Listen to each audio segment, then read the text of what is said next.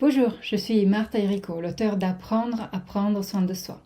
Aujourd'hui, je m'adresse à tous ceux qui commencent à prendre soin de leurs assiettes, qu'il s'agisse d'améliorer votre santé, de prendre davantage soin de l'environnement ou poursuivre des valeurs et des éthiques qui vous sont propres.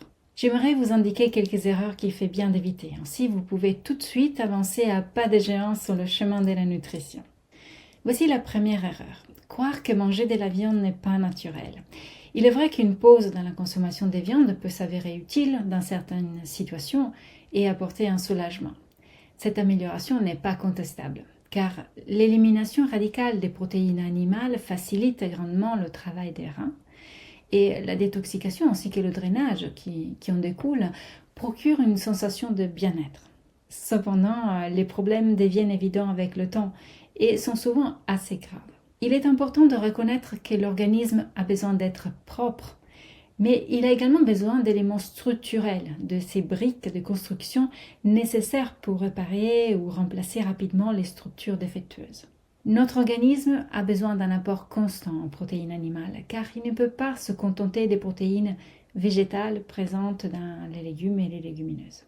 Deuxième erreur, croire que le lait est une vacherie est devenu une idée répandue. Dans les années 90, 2 livres sont sortis, Le lait, une sacrée vacherie et Lait de vache, blancheur trompeuse. À partir de ces 2 écrits, un véritable credo s'est développé influençant des centaines et des centaines de personnes. Pourtant, les études et les recherches scientifiques modernes ont démontré que le lait ne devient nocif que s'il est consommé en trop grande quantité. On parle de l'ordre de 100 litres de lait par jour. Donc, les analyses du lait prouvent que cet aliment n'est pas seulement non dangereux pour la santé, mais qu'il est également bénéfique, car il contient des nutriments essentiels pour notre corps, sans entraver les fonctions rénales, cardiaques, le système nerveux et d'autres encore. Je ne vais pas ici énumérer tous les bienfaits du lait, car je développe ce sujet ailleurs.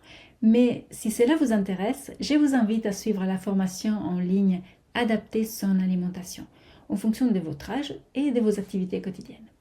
Vous y trouverez des recettes et des menus prêts à l'emploi pour que cuisiner devienne une tâche rapide et très satisfaisante, car des aliments bien choisis augmentent notre qualité de vie et nous apportent plus d'énergie et de vitalité. Vous trouverez toutes les informations concernant cette formation unique en suivant le lien en dessous de cette vidéo. Bien, troisième erreur, croire qu'il faut éviter le gluten à tout prix. Et quand je dis à tout prix, je fais littéralement référence au fait que certains produits sans gluten sont coûteux et ne sont pas accessibles à tout le monde. Au-delà du prix, il est important de savoir que le gluten n'est pas un problème pour tous. Il existe des situations dans lesquelles consommer des aliments contenant du gluten peut être utile et même nécessaire. Je traite également ce sujet du gluten dans la formation Adapter son alimentation. Si vous souhaitez vraiment comprendre comment l'organisme réagit aux différents aliments, quand et comment les consommer pour qu'ils ne soient pas nocifs et au contraire pour que chaque aliment contribue à notre bien-être et notre santé, alors cette formation intitulée Adapter son alimentation est vraiment faite pour vous. Venons maintenant à la quatrième erreur. Consommer un citron par jour. C'est un sujet devenu très à la mode, à savoir boire du jus de citron dès le réveil et même tout au long de la journée.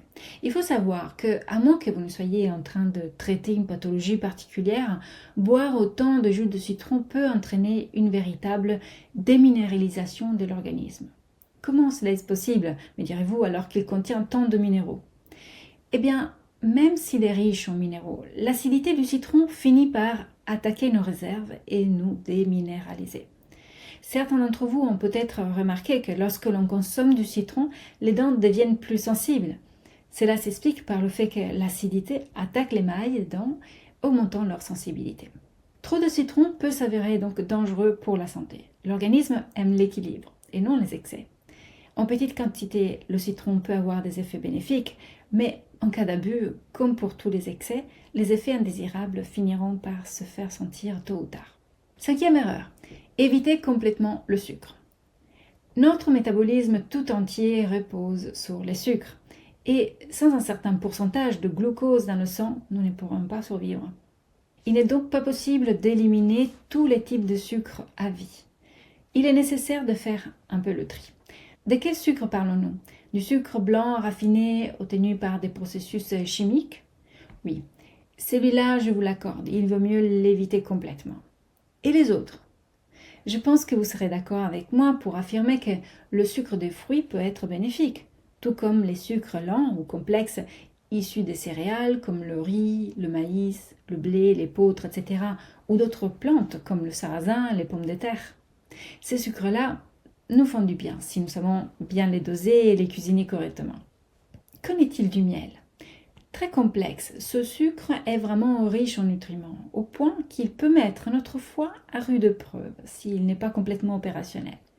Il faut donc rester prudent avec le miel.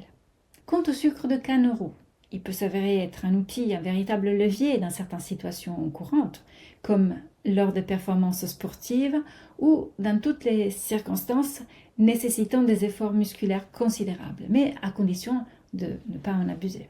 Le sucre de canne complet, comme le rapadura ou le muscovado, peut également être consommé avec modération.